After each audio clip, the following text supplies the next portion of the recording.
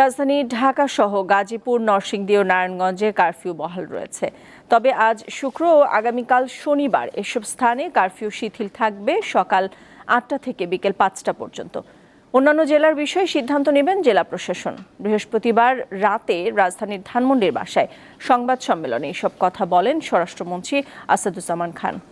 Curfew শিথিল থাকায় সাপ্তাহিক ছুটির দিন হলেও নানা প্রয়োজনে ঘর থেকে বের হচ্ছেন মানুষজন।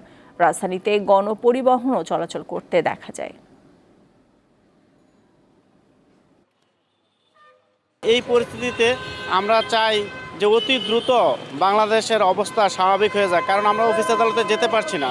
আমরা চাই খুব দ্রুত স্বাভাবিক হোক, মানুষ চলাফেরা করতে যেন স্বস্তি বোধ করে। দিন রোজ করে খাই আমরা, একদিন গাড়ি বন্ধ থাকলে আমরা চলতে পারি না। আমরা এত 6 দিন গাড়ি বন্ধ ছিল, আমরা অনেক কষ্ট ছিলাম।